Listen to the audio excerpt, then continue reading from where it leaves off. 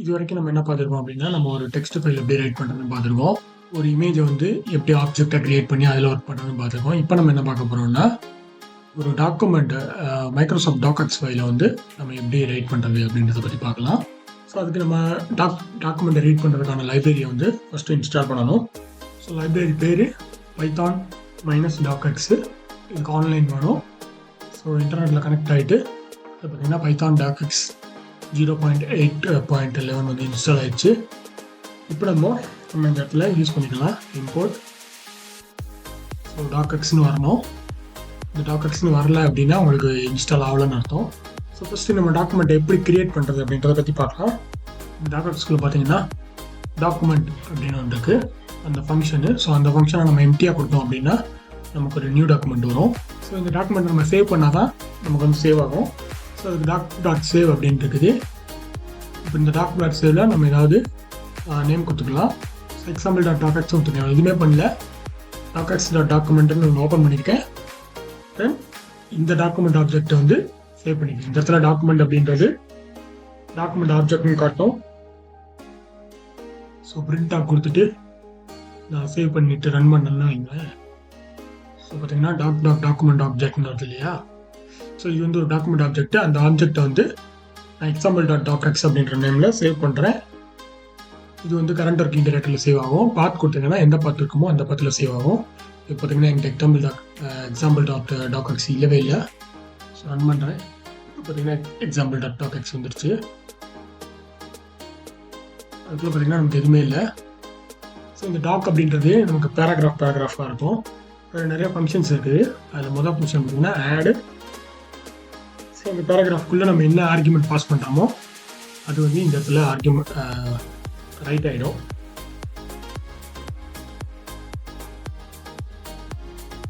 So பார்த்தீங்கன்னா add paragraph அப்படின்னு கொடுத்துட்டு ஏன் கொடுத்துட்டேன். இப்போ பார்த்தீங்கன்னா ஆட் பேராகிராஃப்ன்றது ஒரு ஃபங்க்ஷனு. பார்த்தீங்கன்னா நமக்கு எரர் வரல. ஸோ ஆட் பேராகிராஃப்ன்றது அங்கே ஆட் ஆகிடுச்சு. இப்போ நம்ம ஆட் பண்ணதுக்கப்புறம் தான் நம்ம சேவ் பண்ணியிருக்கோம். இப்போ நம்ம இந்த எக்ஸாம்பிள் ஓப்பன் பண்ணி பார்க்கலாம். ஏன்னா நமக்கு அந்த ஃபைலில் இருந்தது அப்படியே ஆட்டோமேட்டிக்காக இங்கே காப்பி ஆகிடுச்சு. ஸோ இந்த மாதிரி நமக்கு தேவைப்படுறத ஆட் பேராகிராஃப் கொடுத்து ஆட் பண்ணிக்கலாம். இதே மாதிரி எத்தனை ஆட் பேராகிராஃப் கொடுத்தாலும் அத்தனை பேராகிராஃபாக அது கீழே ஆட் ஆயிரும். ஸோ இந்த பேராகிராஃபில் நம்ம எப்படி ஸ்டைல் பண்ணுறது அப்படின்றத பற்றி பார்க்குறோம். ஸோ இப்போ நான் என்ன பண்ணியிருக்கேன்னா for paragraph in document.paragraphs for run in இந்த paragraph.runs தென் இந்த run.text அப்படின்னு கொடுத்துருக்கேன். இப்போ இதில் கொடுத்தோன்னா நமக்கு வந்து அதுக்குள்ளே நமக்கு என்னென்னலாம் இருக்குதோ அதெல்லாம் ஆட்டோமேட்டிக்காக வந்துடும். இது பார்த்திங்கன்னா ஒவ்வொரு லைனும் ஒவ்வொரு ரன்னு. ஏன்னா சின்டாக்ஸு இது வந்து நீங்கள் மனப்பாடம் பண்ணி தான் அவ்வளோ வேறு வழி கிடையாது. run.font.name equal to அப்படின்னு கொடுத்தீங்கன்னா நீங்கள் என்ன ஃபாண்ட் வேணுமோ அதை கொடுத்துக்கலாம். நான் இந்த ஃபாண்ட் யூஸ் பண்ணுறேன். இப்போ நான் மறுபடியும் சேவ் கொடுத்துட்றேன். ஸோ எதுவுமே பண்ணல. font.name கொடுத்துட்டு ஒரு ஃபாண்ட் நேம் கொடுத்துருக்கேன் ஸ்ட்ரிங்குள்ளே. இப்போ நான் ரன் பண்ணுறேன். ஓகே, இது ஆல்ரெடி ஓப்பன் இருக்கனால எனக்கு பெர்மிஷன் டினைட் வருது. நான் க்ளோஸ் பண்ணிவிட்டேன். எனக்கு எதாவது வரல. இப்போ நான் மறுபடியும் ஓப்பன் பண்ணி பார்த்தேன் அப்படின்னா எனக்கு எல்லாமே அந்த ஃபாண்ட்டில் வந்து சேஞ்ச் ஆயிடுச்சு. ஸோ அதே மாதிரி தான் கலரும்.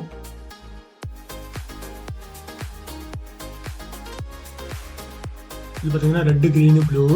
ஸோ ப்ளூவில் வேணும்னா 0,0, இது வந்து ப்ளூ கலரு.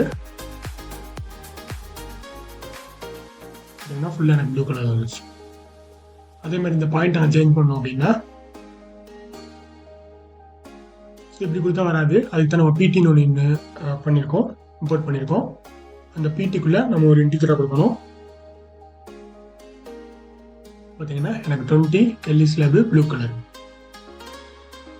ஸோ இப்போ எக்ஸாம்பிள் நம்ம என்ன பண்ணியிருக்கோம், ஒரு டெக்ஸ்ட் டாக்குமெண்ட்டை ஓப்பன் பண்ணியிருக்கோம். ஓப்பன் பண்ணி படிச்சிருக்கோம். அந்த படித்த இதை வந்து நம்ம ஒரு பேராகிராஃபாக ஆட் பண்ணியிருக்கோம். ஸோ அவ்வளோதான். இப்போ இதே மாதிரி இந்த இடத்துல நம்ம எம்டியாக கொடுத்தோம்னா நம்ம நியூ டாக்குமெண்ட் க்ரியேட் ஆகும். அதே நம்ம ஏதாவது ஃபைலோட லொக்கேஷன் கொடுத்தோம் அப்படின்னா இந்த ஃபைலே வந்து ஓப்பன் ஆகும். உதாரணத்துக்கு என்கிட்ட ரிப்போர்ட்னு ஒரு இது இருக்குது, docx ஃபைல்ஸ் இருக்குது. இந்த பிஒய்லேயே போட்டு வச்சுருக்கேன். ஸோ அந்த டாக்குமெண்ட்டில் இப்போ நம்ம என்னென்ன இருக்குது அப்படின்றத பார்த்துக்கலாம்.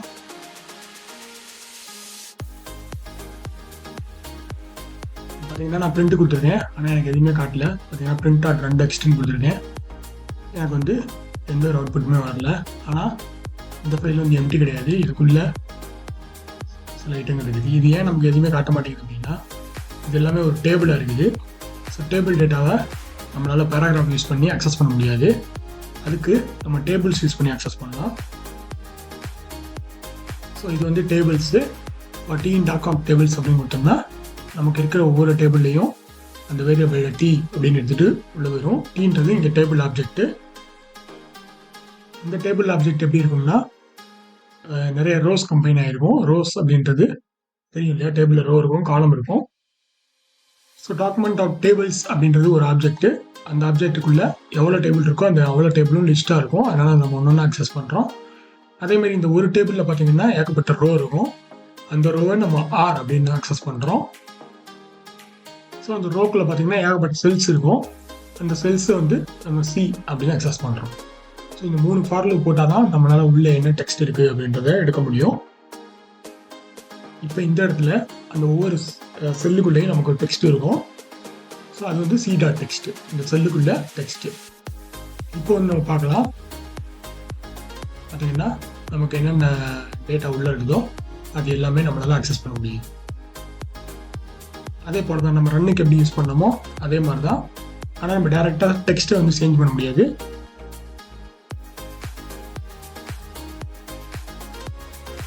ஸோ இதை வந்து நான் என்னென்னு சேவ் பண்ணியிருக்கேன்னா example.docx சேவ் பண்ணியிருக்கேன். ஸோ அந்த example.docx-ஐ ஓப்பன் பண்ணி பார்க்கலாம். ஸோ பார்த்தீங்கன்னா நம்ம இப்படி தான் டேபிளோட கண்டென்ட்டை வந்து சேஞ்ச் பண்ண முடியும், வேறு வழி கிடையாது. அதே போல் இப்போ பர்டிகுலராக ஒரு டெக்ஸ்ட் மட்டும், ஃபார் எக்ஸாம்பிள் எனக்கு இந்த டேட் மட்டும் சேஞ்ச் ஆகணும், வேறு எதுவும் சேஞ்ச் ஆக தேவையில்லை அப்படின்னா அதுக்கு நம்ம கண்டிஷன் யூஸ் பண்ணலாம். இஃப் ஸோ இப்போ என்ன கொடுத்துருக்கேன்னா 2 டெக்ஸ்ட்டில் டேட்டுன்னு இருந்தால் மட்டும் இது சேஞ்ச் பண்ண சொல்லியிருக்கேன். அப்படி இல்லைன்னா சேஞ்சே பண்ண வேணாம் அப்படின்ற மாதிரி சொல்லியிருக்கேன். எல்ஸ் நான் கொடுக்கல. நம்ம செக் பண்ணி பார்க்கலாம். ஸோ அதே எக்ஸாம்பிள் எடுத்து பார்த்தோம்னா நம்ம பார்த்திங்கன்னா இந்த டேட்டு மட்டும் சேஞ்ச் ஆகிருக்கு லிஸ்ட்டில். அது மற்றதெல்லாம் நார்மலாக என்ன இருக்குமோ அதே தான் இருக்குது. ஸோ இதே போல் தான் ரீப்ளேஸும் இந்த இடத்துல நம்ம ரீப்ளேஸ் பண்ணிக்கலாம். இப்போ டேட்டுக்கு பதிலாக நம்ம வேறு ஏதாவது ரீப்ளேஸ் பண்ணிக்கலாம். ஸோ பார்த்தீங்கன்னா ஸ்மால் லெட்டராக வந்து நான் கேபிட்டல் லெட்டர் மாற்றி சொல்லியிருக்கேன் டேட்டுன்றது மட்டும். ஸோ பார்த்தீங்கன்னா அது மட்டும் மாறிடுச்சு. அதே போல் ஃபாண்ட்டும் அப்படியே இருக்குது. ஸோ இந்த மாதிரி தான் இப்போ இந்த ரன் டெக்ஸ்ட் அப்படின்றது தான் மெயின். இந்த ரன் டெக்ஸ்ட் நம்ம என்ன கொடுக்குறோமோ அந்த இடத்துல அது போய் ரீப்ளேஸ் ஆகிடும். ஃபார் எக்ஸாம்பிள் இப்போ நம்ம இந்த ரன் டெக்ஸ்ட் ஈக்குவல் இந்த மாதிரி கொடுத்துட்றோம் அப்படின்னா நமக்கு அந்த டேட்டுன்னு இருக்கிற இடத்துல நம்ம கொடுத்ததான் வரும். ஏன்னா அதுதான் ரன் டெக்ஸ்ட்டு. அந்த ரன் டெக்ஸ்ட் வந்து நம்மளால் மாற்ற முடியாது. மெயின் வந்து டாக்குமெண்ட் ஆர் டேபிள்ஸாக இருந்ததுன்னா நம்ம டேபிள்குள்ளே போய் ரோக்குள்ளே போய் செல்லுக்குள்ளே போய் பேராகிராஃபுக்குள்ளே போய் ரன்னுக்குள்ளே போய் தான் நம்ம எதனால பண்ண முடியும். இந்த டேபிளாக இல்லாமல் இருந்துச்சுன்னா நம்ம டேரெக்டாக பேராகிராஃபையும் ரன்னையும் மட்டும் யூஸ் பண்ணிக்கலாம். இது மட்டும்தான் இங்கே முக்கியமான இது. அதே போல் பிடின்றது இம்போர்ட் பண்ணிட்டாங்கன்னா நம்மளால் ஃபாண்ட்டோட சைஸை வந்து சேஞ்ச் பண்ண முடியும். RGB கலர் இம்போர்ட் பண்ணிட்டா நம்மளால் ஃபாண்ட்டோட கலரை சேஞ்ச் பண்ண முடியும். ஸோ இந்த மாதிரி கொடுக்கணும். எல்லாமே நம்ம ரன்னில் தான் கொடுக்கணும். ரன்னில் தான் டெக்ஸ்ட் இருக்குது, ரன்னில் தான் ஃபாண்ட் இருக்குது, ரன்னில் தான் ஃபாண்ட்டோட சைஸ் இருக்குது, ரன்னில் தான் எல்லாமே இருக்குது, ரன்னில் தான் போல்ட் இட்டாலிக் இருக்குது.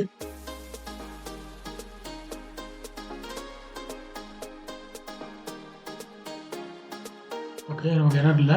இப்போ பார்த்தோம்னா பார்த்தீங்கன்னா கலர் மாறி இருக்குது. அதே சமயம் போல்ட் இட்டாலிக் வந்து டிக் ஆகிருக்கு. ஃபாண்ட் சைஸும் நம்ம கொடுத்த சைஸ் வந்து வந்துருக்கு. பார்த்தீங்கன்னா 15 தான் கொடுத்துருந்தோம், 15 வந்துருக்கு. இது ரெட் கலர் வந்துருக்கு. இதில் நம்ம எப்படி காம்ப்ளிகேட்டட் எக்ஸாம்பிள் கிரியேட் பண்ணுறது அப்படின்றத பார்ப்போம். பார்த்தீங்கன்னா என்கிட்ட ஒரு சர்டிஃபிகேட் இருக்குது. ஸோ இந்த சர்டிஃபிகேட்டில் இது வந்து டெம்ப்ளேட்டு. இந்த டெம்ப்ளேட்டில் நம்ம இதுக்கு முன்னாடி டெக்ஸ்ட் டாக்குமெண்ட் எப்படி ஃபில் பண்ணுவோமோ அதே மாதிரி நம்ம டாக்குமெண்ட்டில் ஃபில் பண்ண போகிறோம். இது எக்ஸாம்பிள் 4 இதே எடுத்துக்கிறேன், ஞாபகம் இருக்குன்னு நினைக்கிறேன். இப்போ இதில் வந்து இம்போர்ட் டாக்குமெண்ட்டையும் பாயிண்ட் கலரெல்லாம் ஆட் பண்ணியிருக்கேன். ஸோ இப்போ வந்து சர்டிஃபிகேட்டுன்ற இடத்துல சர்டிஃபிகேட் கொடுக்கணும். ஸோ பார்த்தீங்கன்னா சர்டிஃபிகேட்ன்ற இடத்துல அந்த டாக்குமெண்ட் ஃபைல் இருக்குது, ஒரு டைரக்டரி இருக்குது. அந்த டைரக்டரி வந்து நான் கிரியேட் பண்ணிக்கிறேன், சர்டிஃபிகேட் டைரக்டரின்னு சொல்லிட்டு. இப்போ அந்த இடத்துல நம்ம சர்டிஃபிகேட் டைரக்டரி இருக்கக்கூடிய இடத்துல நம்ம இந்த மாதிரி இந்த docx ஃபைல்ஸை வந்து ரீப்ளேஸ் பண்ணி ஒரு ஸ்டூடெண்ட்டுக்கும் சேவ் பண்ணணும். அதான் நம்மளோட மோட்டிவ். ஸோ ஸோ டாக்குமெண்ட்றது நமக்கு சர்டிஃபிகேட்டில் போயிட்டு நான் இந்த இதை கொடுத்துட்றேன். இப்போது நமக்கு லிஸ்ட் இருக்குது, சர்டிஃபிகேட் இருக்குது, சர்டிஃபிகேட்டோட இது இருக்குது. ஸோ இப்போ இது எல்லாமே சேம் தான், அதில் இருக்கக்கூடிய எல்லாமே இதுலேயும் இருக்குது. ஸோ பேரண்ட் மட்டும் இல்லை, பேரண்ட் நமக்கு தேவையில்லை. ஸ்டூடெண்ட் இருக்குது, அதே மாதிரி மார்க்ஸ் எல்லாம் இருக்குது, டோட்டல் மார்க் இருக்குது, இங்கே ரேங்க் இருக்குது, இந்த இடத்துல ரிசல்ட் இருக்குது.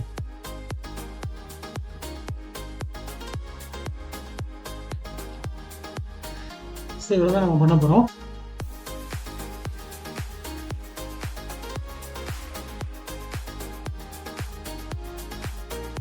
ஸோ அவ்வளோதான். இப்போ என்ன கொடுத்துருக்காங்கன்னா, இந்த டாக்குமெண்ட் இந்த இடத்துல ஓப்பன் பண்ணிக்க, டெம்ப்ளேட் பண்ணு ஓப்பன் பண்ணிவிட்டு,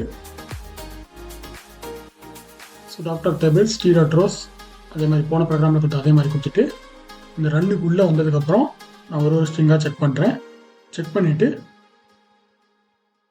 அந்த ரன்னில் வந்து ஏதாவது இருந்துச்சு அப்படின்னா அதை வந்து ரீப்ளேஸ் பண்ணிக்கிறேன்.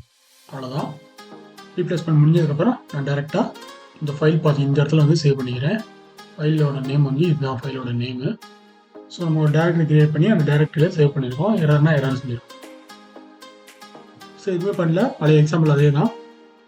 நம்ம டெக்ஸ்ட்டில் ரைட் பண்ணுறதுக்கு பதிலாக நம்ம சர்டிஃபிகேட் டெம்ப்ளேட்டில் ரைட் பண்ணுறோம். ஓகே, முதல்ல 5 பேருக்கு மட்டும் ரைட் பண்ணுறேன், ஏன்னா docxன்றனால நமக்கு ரொம்ப டைம் எடுக்கும். டெஸ்ட் பண்ணி பார்க்கலாம் வருதா இல்லையான்னு. பார்த்தீங்கன்னா வந்துருச்சு. இதே போல் டேட்டாவில் பார்த்தீங்கன்னா சர்டிஃபிகேட் ரைட் பண்ணி ஒரு டைரக்டரி இது. அந்த டைரக்டரியில் பார்த்தீங்கன்னா நமக்கு தேவைப்படக்கூடிய எல்லாமே அதாவது அந்த லொக்கேஷனில் ரீப்ளேஸ் ஆகி வந்துடுச்சு. ஸோ இந்த மாதிரி பல்க் ஆப்ரேஷன் யூஸ் பண்ணுறோம் இல்லையா, இதுக்கு மட்டும்தான் நம்ம இந்த லைப்ரரி யூஸ் பண்ணுவோம். மற்றபடி நார்மலாக நம்ம இந்த மாதிரி கோடிங் எழுதி பண்ணுறத விட டேரெக்டாக நம்ம வேர்டில் ஒர்க் பண்ணாலே நமக்கு ஈஸியாக தான் இருக்கும். ஸோ இதுவும் ஒரு காம்ப்ளிகேட்டட் எக்ஸாம்பிள். பார்த்தீங்கன்னா இதில் 200 கொடுத்துட்டோம்னா நமக்கு 200 சர்டிஃபிகேட் வந்து அட் அ டைமில் ஜென்ரேட் ஆகிரும். அது தனித்தனியாக ஜென்ரேட் பண்ணணும் அப்படின்னா ரொம்ப டைம் எடுக்கும். ஸோ இந்த மாதிரி வேலைகளுக்கு வந்து நம்ம வந்து பைத்தான் docx வந்து யூஸ் பண்ணிக்கலாம்.